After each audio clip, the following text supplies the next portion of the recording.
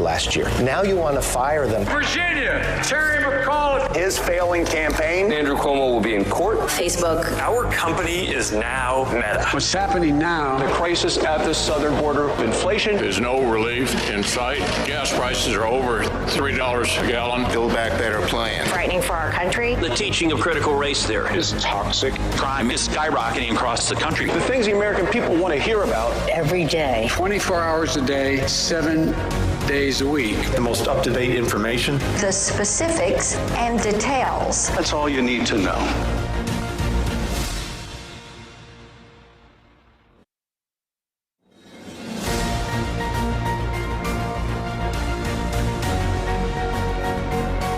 The infrastructure bill. This is a tax cut. Tax hike happy. Inflation and when it will come back down. Longer lasting than anticipated. The supply chain issues. Pushing prices higher. It's a mandate now for First responders were our heroes last year. Now you want to fire them. Virginia.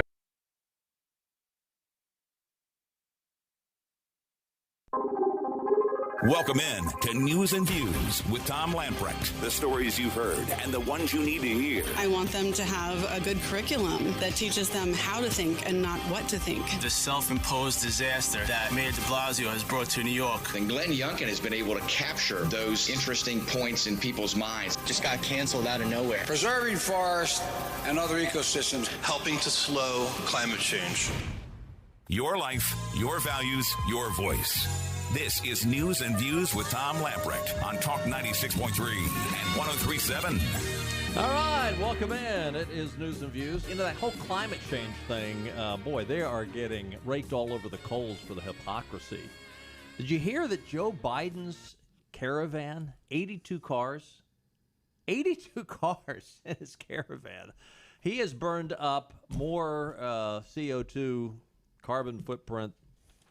They're going to have to do a lot of horse trading to reduce their carbon footprint.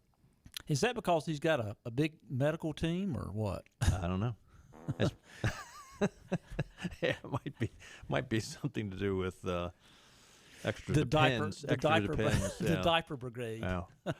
Greg Murphy has sent a letter to Secretary of Defense Lloyd Austin in response to the Department of Defense's decision to mandate the COVID-19 vaccine for U.S. service members. Thank you, Representative Murphy. In the letter, he said, as a member of Congress and a practicing physician for more than 30 years, I'm deeply concerned about the Department of Defense's decision to mandate the COVID-19 vaccine. I understand that noncompliance would result in the dismissal of thousands of exceptionally highly trained service members, just as our nation is having to confront a platitude of challenges on the global stage, most recently the disastrous exit from Afghanistan, the compounding threats from the Chinese Communist Party, including their testing of the new hypersonic missile systems. During a time of high stress, as our service members respond to the crisis throughout the world, it's reprehensible that our Defense Department would consider relieving Marines, airmen, and soldiers who have made the choice to selflessly serve our nation in the armed forces simply because of COVID-19 and their vaccination status. I worry that dismissing or refusing to deploy unvaccinated service members could critically impede operational readiness and undermine U.S. national security. It's also highly disturbing that service members who did not receive the COVID-19 vaccine will not only be excused from their duties, but they have to retroactively pay back any bonuses received for their service or lose additional benefits, regardless of any recent training they have undergone. It is clear that the Biden administration is putting political science above long-term national security interest. I implore you to reconsider. I appreciate your careful consideration of my request as a matter of national security. I look forward to your prompt reply. Well stated, Congressman Murphy. Don't hold your breath.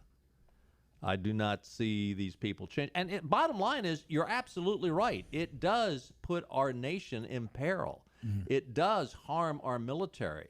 But here's the problem. I think that's what they want. You got to think it's got to be intentional because, again, we've talked about before, we're not anti-vaxxers or anything like that. But Anthony Fauci, Joe Biden, Jen Psaki, every person up in the Biden administration had said repeatedly, it's not the federal government's place to mandate a vaccine over and over and over again. All the so-called experts and then the political knuckleheads. What changed that? What changed all of a sudden? You can't say it's the science. Now, without a doubt, I think if you if you hadn't had COVID, particularly if you've got conditions, I think you need to get vaccinated. I mean, I've stated that pretty clearly. Your choice. But the science is crystal clear that having a vaccine is not causing.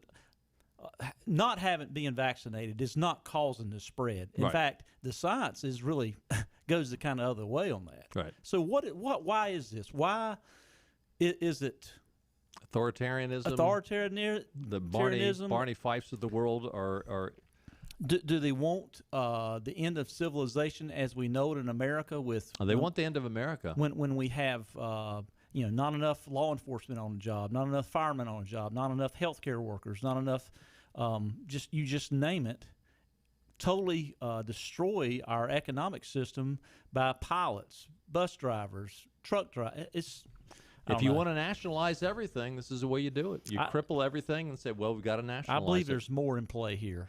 I certainly do. Carolina Journal, along with other media outlets, are reporting late yesterday, Roy Cooper vetoed the bill to rein in his dictatorial powers, as well as the power of any successors. HB 264, which was a bill Keith Kidwell introduced, Emergency Powers Accountability Act, would have required that the governor receive concurrence from 10 members elected at the Council of State for an emergency declaration of more than 7 days.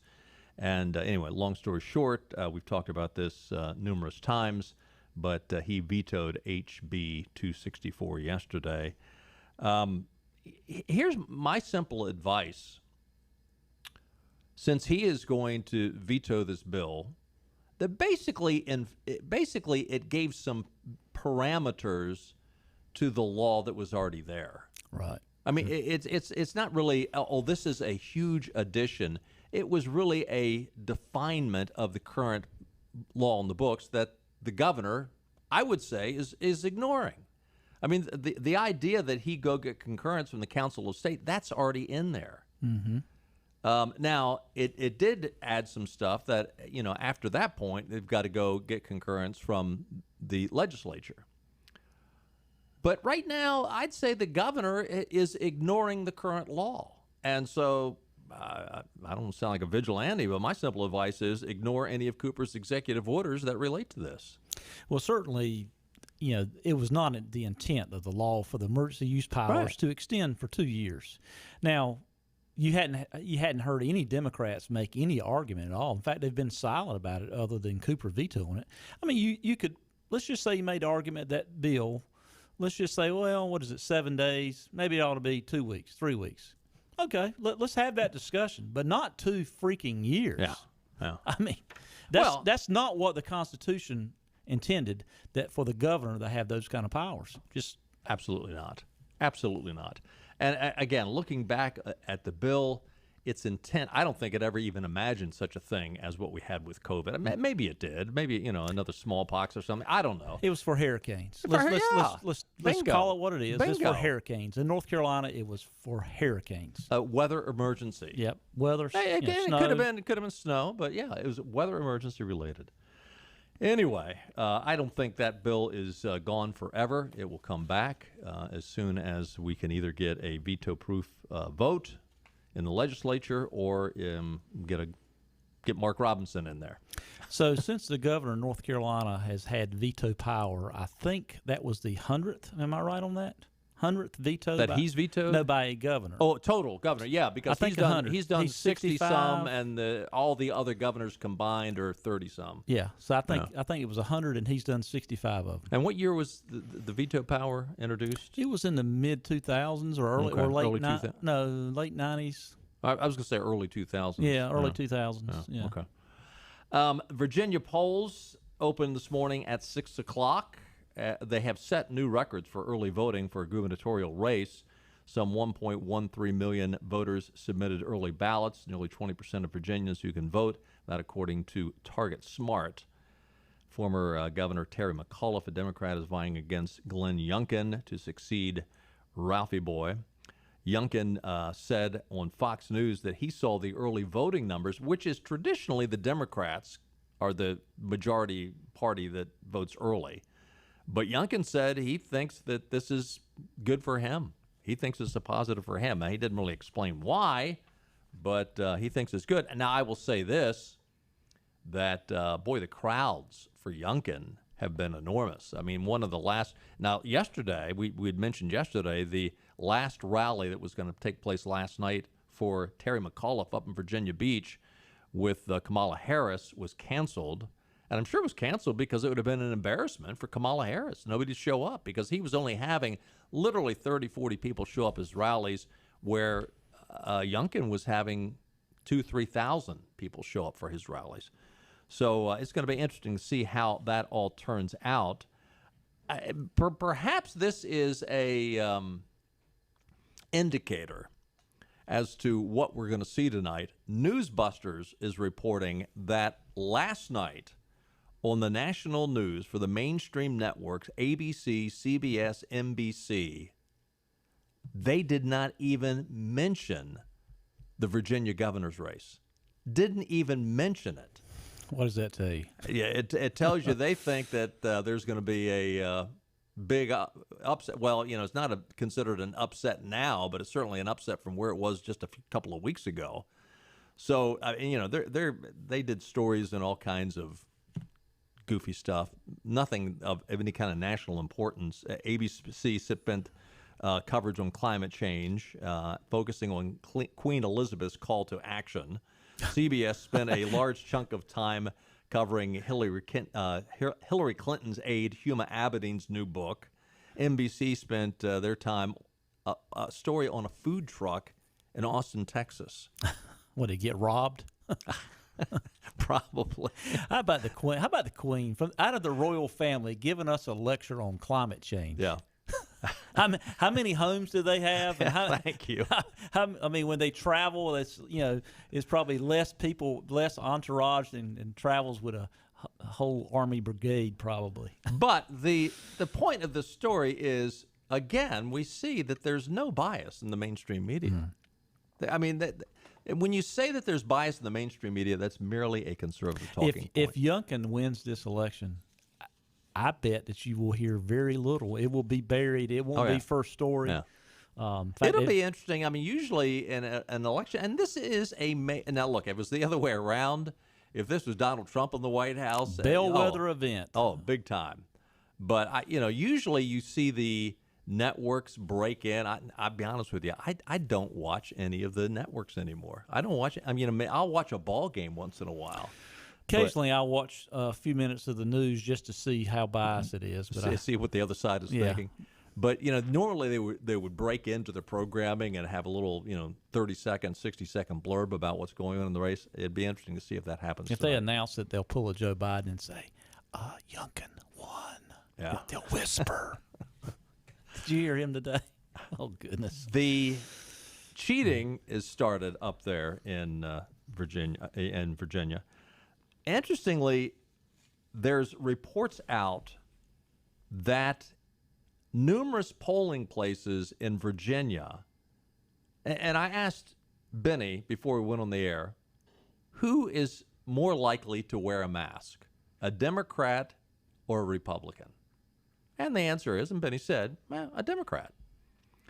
So in Virginia, going into a polling place, there are numerous polling places, and it sounds like it's happening more in Northern Virginia. They're turning away people that don't have masks, saying you're not allowed to vote unless you're wearing a mask. Blatantly unlawful to do this. There is no law up there that says you cannot vote unless you have a mask on. And yet, they're doing it. So if you don't have an ID, no big deal, come on in and vote. But if you don't have a mask, sorry. But if you can hide your identity, you're welcome to vote. Yeah. So wear a big mask and vote multiple times. Come on in. I may have told you this before, but you know what I do to irritate the people at the polling places when I go vote? I walk in there with my ID in my hand and I just throw on tap. No, we don't need that. Well, here it is. No, we don't need that. I just do it to be a jerk. I must, well, like mines, I haven't thrown it down in front of them, but I said, don't you want to see my ID? No, that's no big deal. Also, a Virginia delegate a Democrat Virginia delegate, was pulled over by police last night after a deputy witnessed a woman hopping out of a car in front of polling places and stealing the signs of Republicans. Now, but listen, this has gone on for a long, long time. And I'm not saying that Republicans never do it. It never crossed my mind to do it. I'm not saying that I hadn't wanted to do it, but yeah. I respect There's property. been some times that I wanted to run over some signs on the side of the road. I've never done it. When I ran for the state Senate back in '96, I had numerous signs knocked over and stolen. And we had people that actually saw people doing it and, followed. There's a guy that worked for my campaign. He actually confronted the person. And they just lied. Oh, no, I didn't do that. You must have seen somebody remember else. The guy that set up the little electrical charge on his sign? Oh, in his yeah. yard? Didn't he get charged or something? Didn't he? I mean, charged with an more ways assault or than something. one, Yeah. But hey, no, there's no cheating going on. There's no election fraud going on in these polls. No worry about that.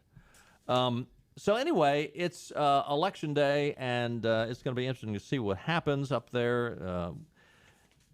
Newt Gingrich said last night that if it is close, beware of major cheating by the Democrats. He's basically said last night, I think it was on Sean Hannity, that, hey, we better hope and pray that Youngkin wins by a large margin. Interestingly, that is not the only. We got to take a break, but there is another governor's race going on in New Jersey.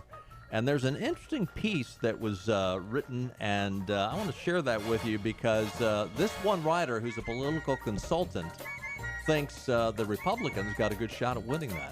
We'll talk about that when we get back. And we're on location at one of my favorite places in the whole planet because this is some of the best food you're ever going to eat in your life. We are at Nino's on Red Banks Road in Greenville. It's one of my hangouts. It's one of the places that I love. I got my friend Pietro Pasalacqua. How'd I do? You did great. Let's talk about the food. What makes this place? I know it's special Italian from authentic Italians, but tell us why it's so special. Because everything we do, it's really what we came up on the menu from what we did at home, from my grandparents, my parents. So it's exactly what we eat at home, and that's the way we cook. That's why it's special. And the atmosphere in this place is special also. From the bar to the two dining areas. You got two different dining areas. And now the weather's nice, so there's going to be a lot of folks that want to eat outside. Yeah, we have two rooms. One room is designed a little different. We're also working on the patio to make it more attractive and more useful in the summer with a cocktail service. And we're always improving our services. And, of course, my friends here, my buddy, Chef Massimo, who I love, and Sal and Pietro, you guys do a great job here. Not just Italian, but I had a great pork chop here the other night. You got great steaks, too. Mm-hmm. Yes, we're also adding filet mignon in the future on our menu. And Massimo is coming out with a really good side dishes for it. And so we're really excited to come out with new meats and fish dishes. All right, Nino's on Red Banks Road in Greenville. Same people that give you Marabello's and the great pizza that you get at Marabello's, but this is fine dining at Nino's. If you haven't been here, you don't know what you're missing. Come see them at Nino's on Red Banks Road. And Pietro, what is that famous saying about Nino's?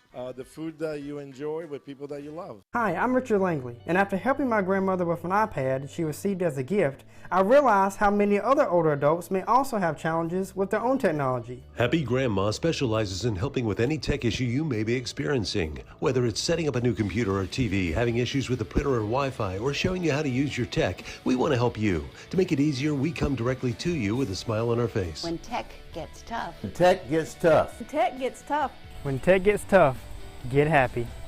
Happy Grandma Senior Tech Support.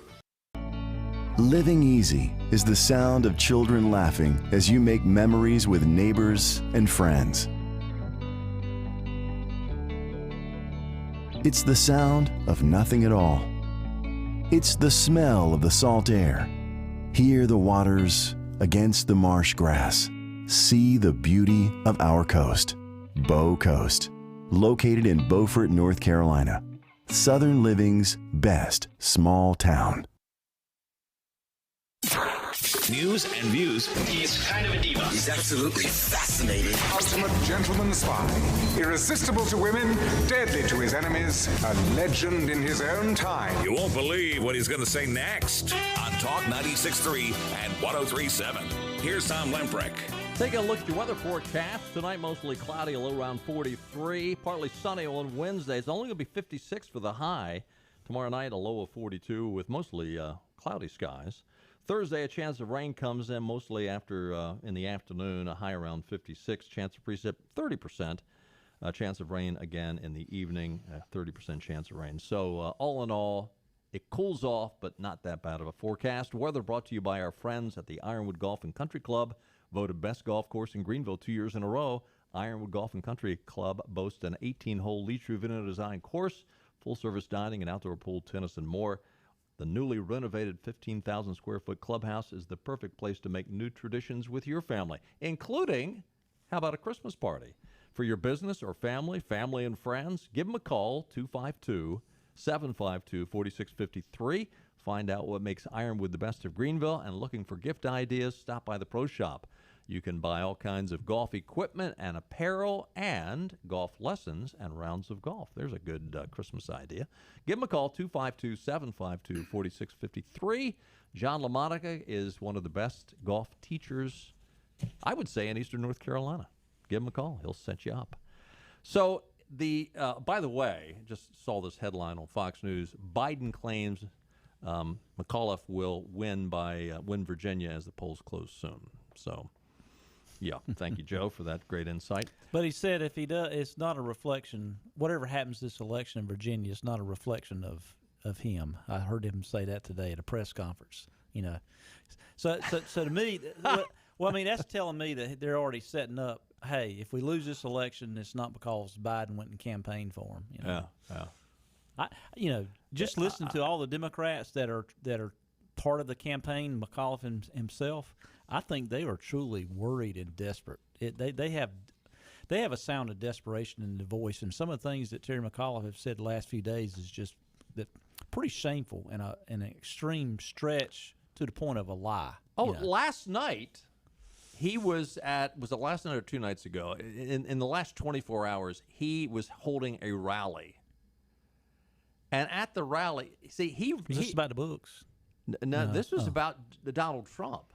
Oh, because Terry McAuliffe has wanted to tie Youngkin to Trump the whole time. He's wanted to, and in a recent rally in the last day or two, McAuliffe gets up at the rally and said, "Do you know what Youngkin is doing right now? He is holding a rally with Donald Trump because he's trying to make it a Trump referendum." Total lie. Yep. Total lie. Even the Washington Post said, "What are you talking about?" Made it out of thin air. Yeah, and he's actually made a statement. I mean, it was like this election is about a referendum on Donald Trump's policies. Yeah. You know, it's and I mean, Youngkin's pretty much distanced himself as much as possible.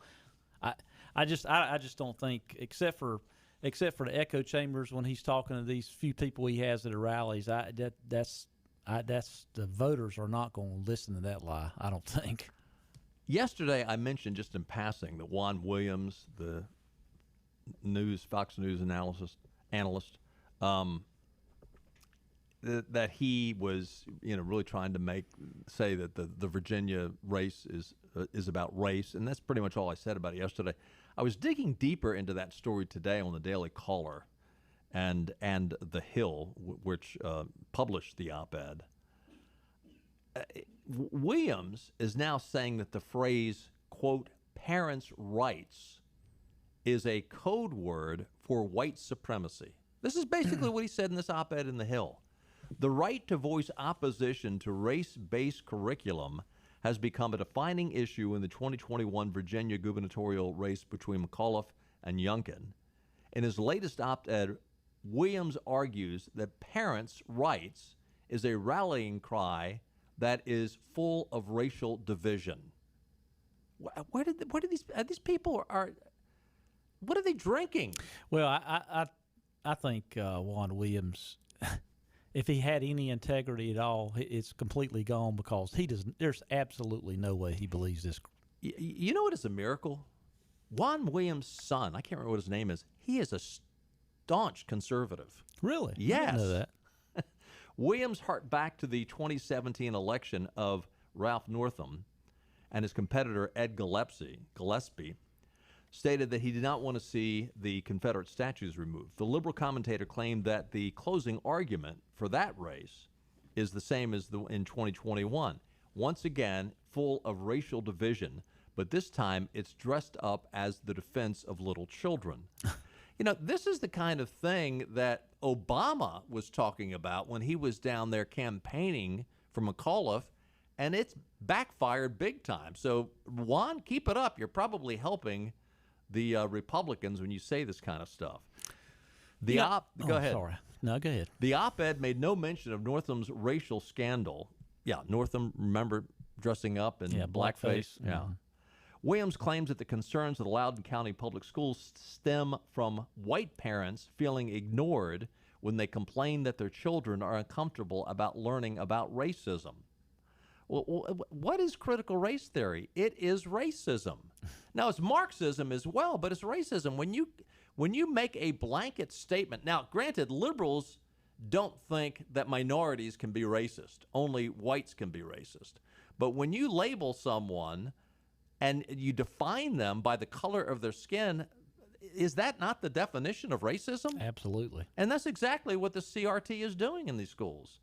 It's a campaign to stop classroom discussion of Black Lives Matter protest or slavery because it could upset some children, especially white children who might feel guilty. Well, they feel guilty, Juan, because the teachers are telling them, you are guilty. We played that audio yesterday by that mom, who the 6-year-old kid came home and said, Mom, am I evil because I'm white? Because that's what the teacher said. Juan Williams, you have lost credibility. You've lost your mind. You know, Juan Williams, he either has a place at the Outer Banks or vacations there a lot, because I know a number of people that's run into him at the Outer Banks. And they say he's a nice guy, but I just think he's, you know, I think that's his stick. That's how he gets on all the shows, is the left. That very well could be left-leaning loon. But I mean, he can't possibly believe some of this stuff that he's spewing out of his mouth. We'll see. I just don't believe it. Speaking of op-eds, there's an op-ed in the Daily Caller by Michael Hundam. He is a Republican media consultant. This deals with the race in New Jersey, which is also taking place today. He brings up some really interesting facts that you stop and consider this, and you say to yourself, is Phil Murphy going to end up losing that race? Now, he's running against a guy named Jack Satterelli. He's the Republican nominee. But Mike Hundam makes some interesting points. Lost in all the focus on future failed Virginia gubernatorial candidate Terry McAuliffe's creepy dancing skills is another off-year election in New Jersey. Here we have an equally clownish Democratic candidate. His name is Phil Murphy. Just like McAuliffe, his record matches Democratic overreach. More government in our lives, and let's tax everything we can touch. Let's build a nanny state that tells you how to live your life. McAuliffe's loss seems almost inevitable, and New Jersey is not immune to runaway gas prices and rising inflation either. Democrat enthusiasm in both states is extraordinarily low for a variety of reasons. New Jersey voters don't lap up the liberal policies their Democrat governors put forth. To wit, listen to this, no Democrat incumbent in New Jersey, the Garden State, has been reelected in 40 years. One-term Democrat governors Jim Florio, Jim McGreevey, John Corzine, none of them won re-election. The most recent Republican governors, Tim Kaine, Christy Whitman, and Chris Christie, all won re-election. New Jersey gubernatorial races are famously decided late because of two main factors. First, they're off-year elections, no federal races in the House or the Senate or the president on the ballot. The second is New Jersey voters consume information from New York and Philadelphia who really don't pay that much attention to New Jersey. Jack Satterelli is the Republican nominee who channels more Reagan or Bush than Trump. Jack recently held a town hall event in Cape May Courthouse in the southernmost New Jersey, where attendance exceeded 3 times the expectations. It's doubtful any event Murphy could hold, even in the northern part of New Jersey, could make that claim. Jack is just what the doctor ordered, not Fauci. A pro-business, serious, and measured gentleman, he also has an electoral base of his own, having served as a member of the general from the Somerset County. Enthusiasm matters. Republicans have it. Democrats don't. Jack has momentum. And, of course, they go into the writer of this op-ed goes into the NBC poll we talked about yesterday that 71% of Americans believe America's on the wrong track. Keep in mind, he goes on to say, when consuming New Jersey polls to pay no attention, to Monmouth University, that's off the quoted and false oracle the media regurgitates every election. The same outfit confidently predicted Amy Kennedy, yes, that's from the Kennedy family, would beat party switcher Jeff Van Drew in the 2nd Congressional District. It wasn't even close. Those of us who follow New Jersey politics closely know Emerson College is a more reliable source. Their polling, a recently released survey amongst very likely voters, showed Sattarelli leading Murphy 48-45, and independents leading toward Jack 56-32. So at this point, if McAuliffe loses to Youngkin, no big deal. If Sattarelli beats Murphy, that's a big deal. If both these states go Republican, that is, one or the other is huge. But if they win both, wow. Yeah, as you were reading that, I thought I remember this. What is the deal with New Jersey electing Democrats for governor that's former Goldman Sachs guys? I thought John Corzine, or Corzine, never how you say it, 10 plus years ago? Yeah. He was a Goldman Sachs investment banker. So was Murphy. And, this is the party that always talks about evil Wall Street, but they like to elect them as governors up in New Jersey. It's interesting, and I can't remember now what it was, but Corzine didn't leave office, with a halo over his head. Let me just put it that way. There was some controversy over his time as governor, and I think it was a reflection of his time as the head of Goldman Sachs as well. You just call it government Sachs. Yeah. So, anyway, 2 big elections. Hopefully, both of those will go into the Republicans' column. We got to take another time out. When we get back, a bizarre story concerning the mother of the boy that raped the 9th grader, the 15-year-old, up in Loudoun County. Boy, this family is nuts. They are nuts. Stay with us. We'll tell you why.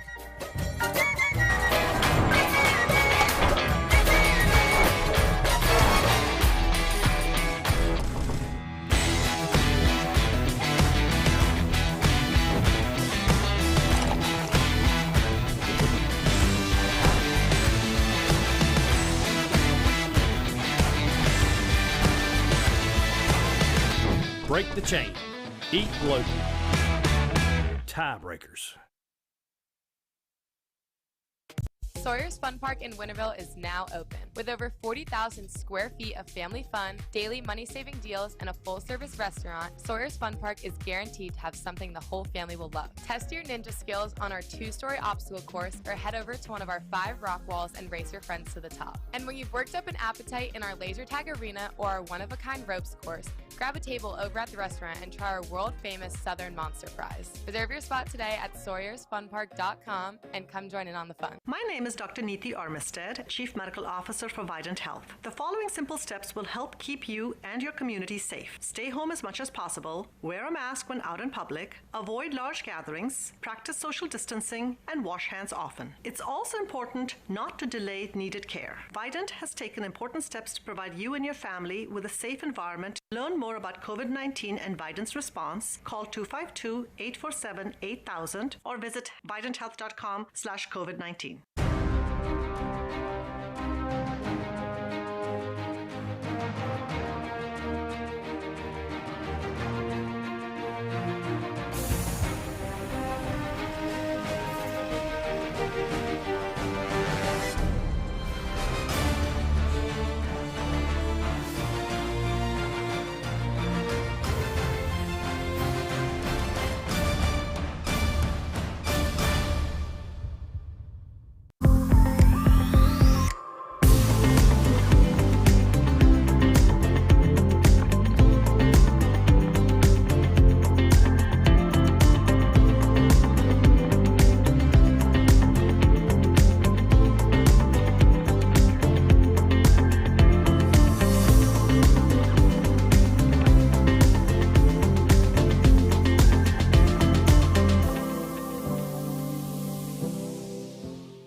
Acre Station Meat Farm, along with Lane Angus Beef, bring you Farm to Fork Beef. Stock your freezers now with affordable beef boxes, just in time for the grilling season. Farm to Fork Beef brings quality local beef to your family. From your traditional butcher shop, Acre Station Meat Farm. Come on down to Acre Station Meat Farm and find out why we're #1 in fresh cuts and friendly service. Acre Station Meat Farm, Highway 32 North, Pinetown.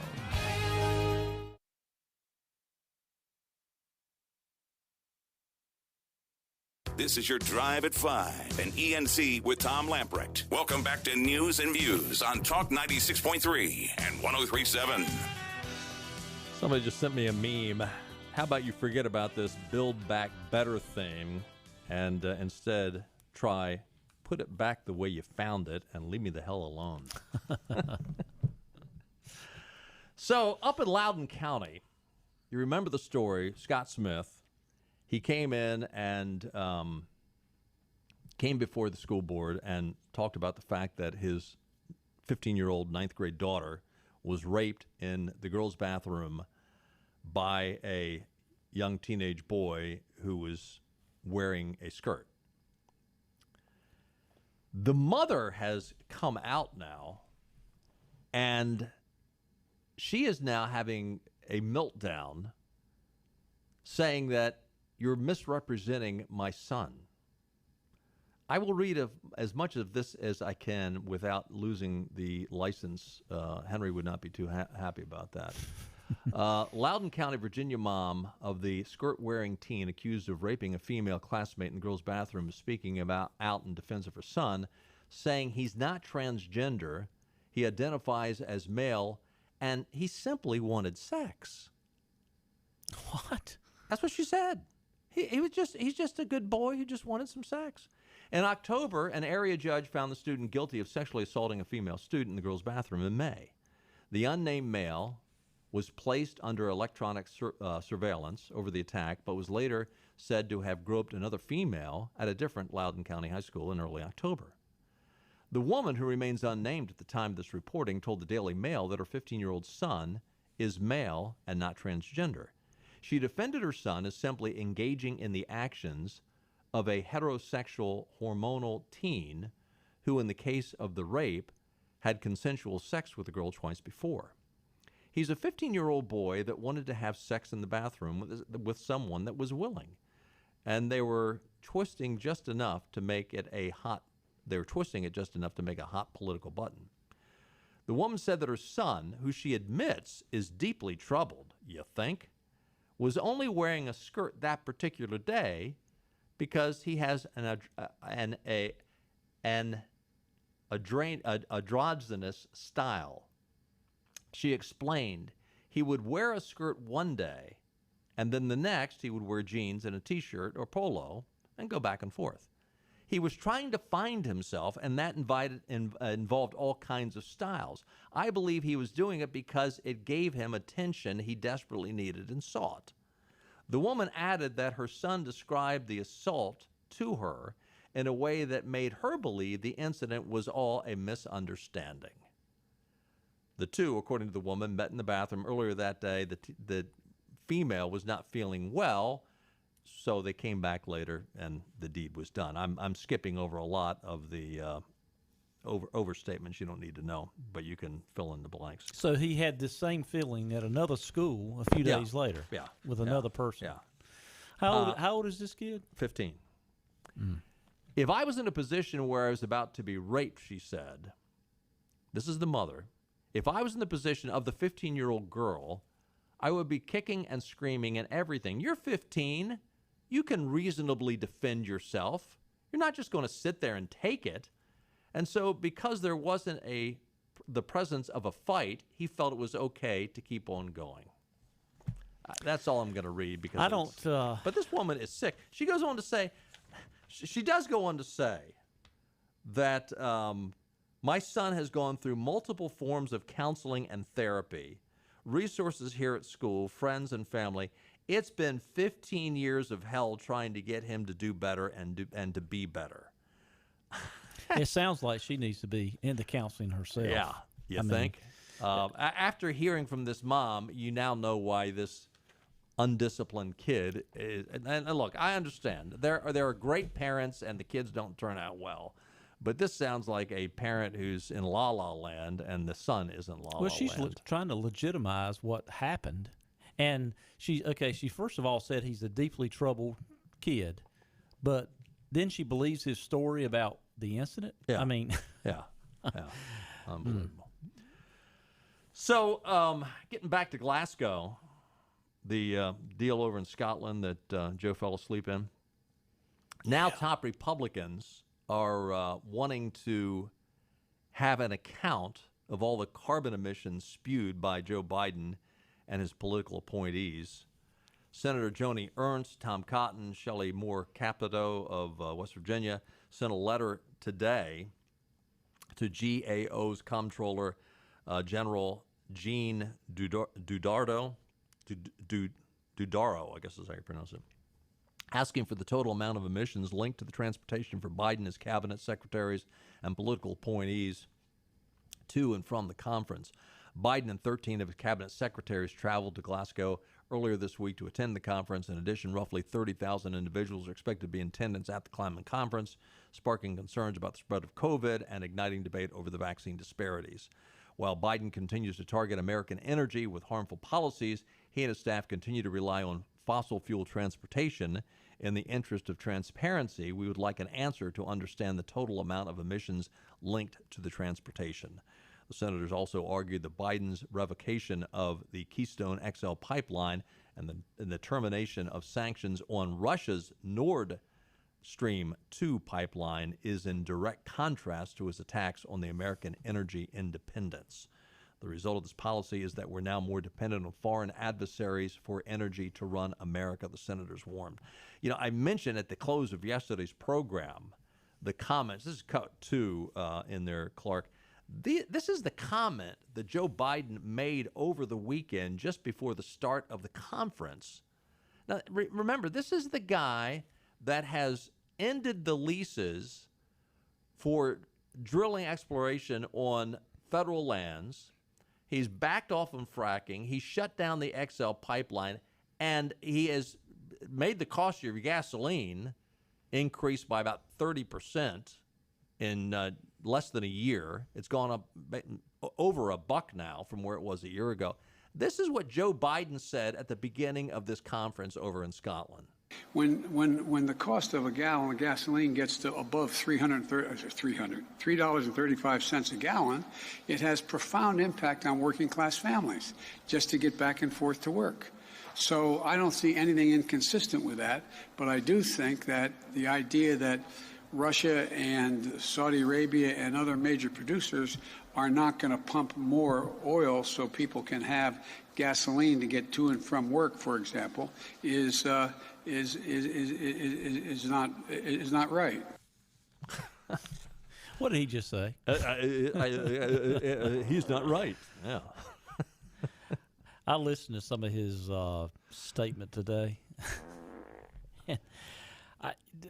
The world has got to be laughing at the United States.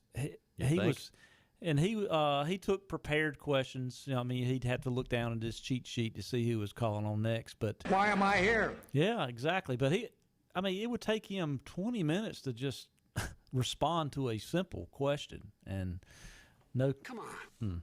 Yeah, come on, man. Yeah. Come on, man. But hypocrisy is the key word of this whole climate thing. Well, you know, yesterday, I don't know if you watched the video of him falling asleep during this. Yeah.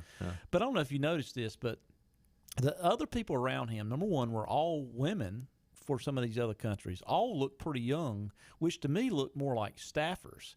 And I saw one that was right behind him. I couldn't see the country's name tag. But she just looked like some schoolgirl sitting there twisting her hair while he was sleeping, you know, twisting her hair with her hand. And then when the aide came up to wake him up, I actually think he was coming up to say, Mr. President, you're not supposed to be sitting here. We've got a staffer for this. Because, I mean, there was no other world leaders around him. I was kind of surprised. I really think he was at a wrong place at the wrong time. He was supposed to be back in the green room taking a nap. So he thought he was. He thought he was in the green room taking a nap. Hey, we got to take a time out. Stay with us. More news and views coming right up. Your trade is in high demand. That means your trade-in value has never been hotter. Get to Greenville Toyota now. We'll pay more for your trade than ever before. Get cash on the spot, even if you don't buy from us. At Greenville Toyota, where our volume saves you money.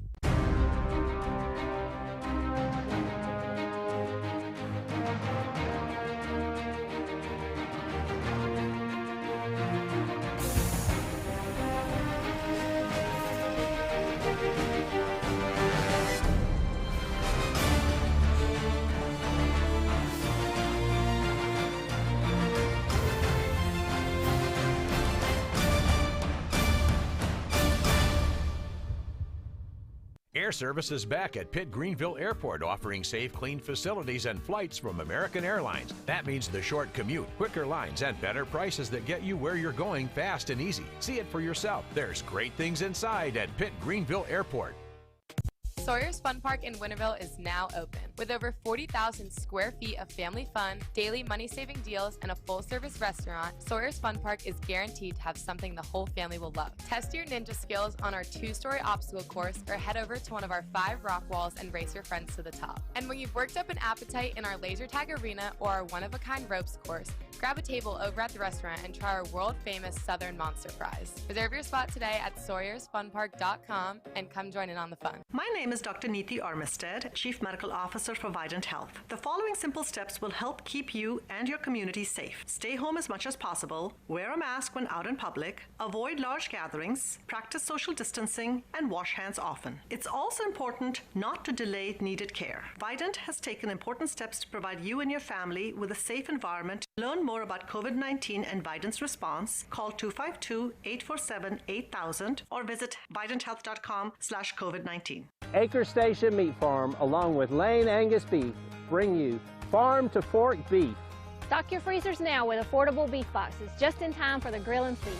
Farm to fork beef brings quality local beef to your family. From your traditional butcher shop, Acre Station Meat Farm. Come on down to Acre Station Meat Farm and find out why we're #1 in fresh cuts and friendly service. Acre Station Meat Farm, Highway 32 North, Pinetown.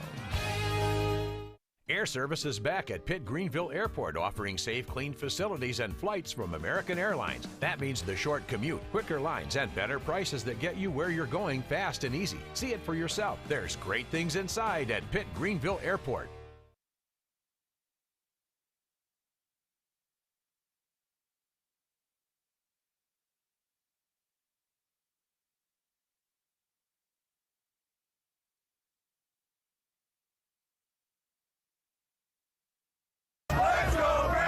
Let's go, Brandon. When we're not covering Brandon's heroics. This Brandon, what does he play? Well, Mr. President, they're not, Folks, let's hear it for Brandon. What a job he's doing. Let's go, Brandon. Now back to news and Let's views go. on 96.3 and 103.7. Oh, yeah. Speaking of Let's Go, Brandon, did you hear liberal CNN political analyst Joe Lockhart, who Joe has not missed a meal lately? Yeah, when I saw that article, I said, that makes me feel better that I know I don't have the biggest head on TV. His head looked like a pumpkin. Yeah. Come on, man. Try the salad. Anyway, he has come out and he is comparing the Let's Go Brandon slogan, that is coded rhetoric from Nazis, the Ku Klux Klan, and ISIS. Gosh. Lockhart, a former Clinton press secretary, tweeted Monday, "You know who also had coded statements like Let's Go Brandon? ISIS, the Klan, Nazis." Beginning to get the point, he asked. And boy, he got slammed by Six Ways from Sunday on Twitter, basically saying, "Oh yeah, well, so they all drink water too. So what's the deal?" I mean, here's the thing: the one individual, Christina Pushaw, said, "Wait a minute, the Let's Go Brandon." The Republicans, the conservatives, didn't make that up. Yeah, that was right. That was a liberal NBC reporter who said when they were saying Joe Biden, she said, "Oh, they're cheering Let's Go Brandon." Do you really think she came up with that, or did she have a producer Kind of like Clark said, okay, here's what you say. Let's go, Brandon. You think she came up with that on? If she did that on the fly, I'm impressed. No clue. Because it was clearly not "Let's go, Brandon." But that is the most. I mean, she couldn't have possibly come up with something that has gotten repeated more times in the. In the history of modern politics. And I think those little kids that smaller race somewhere. That was announcing the gentleman start your engines, and the little kid grabbed a microphone and say, "Let's go, Brandon." I think that spread it as much as anything. Oh, I'm sure some of his little kids don't even know what they're saying, but they know that's what you're supposed to say. It's incredible. There you go. By the way, did you hear Colin Kaepernick's new documentary, which I guess it's on Netflix? Yeah. Oh my goodness. This guy is nuts. He is. Yeah, that's the common theme of liberals. They're all nuts. Kaepernick is coming out, and this documentary is comparing NFL trading camps to selling slaves on the slave market. Literally. You say he's nuts, but on laughing the flip all side, the way to the bank. Yeah, I think he's actually brilliant because I think the other nuts are the networks and people on Netflix paying them to do it. Nike, and I think he's just taking advantage of the liberal nutness out there to make a buck. Yeah, I think you're right. On the other side of the spectrum, though, Shaquille O'Neal, I love this comment. He was talking about how he wants to teach his kids the meaning of a dollar. Shaquille O'Neal he's got some deep pockets. He's said to be worth $400 million. But he says his kids, he said, they're kind of upset with me. Not really upset, but he said, listen, I tell them all the time, listen, we ain't rich. I'm rich, but we ain't rich. I like Shaquille. He is good. Hey, thanks for being with us, and we'll talk about the election tomorrow at 5 o'clock. We'll see you then. Bye-bye, everybody. All right.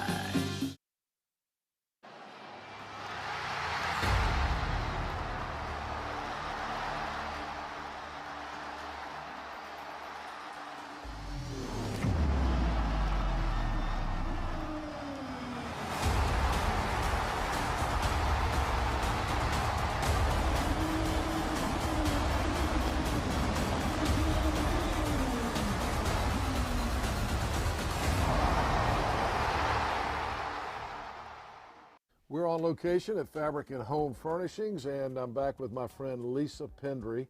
And Lisa's been telling me about all the great renovations that have been going on here in the store, and I've been looking around, and it looks fantastic. Tell us what you've done here. Well, we've knocked some walls down, we've painted, we've added some new vendors, lots of new exciting things going on. So we're making room for everybody to get what they need to transform their homes. Looks fantastic in here. Last time we talked, you were saying that you were able to deliver a lot faster than most other furniture stores. Is that still the case?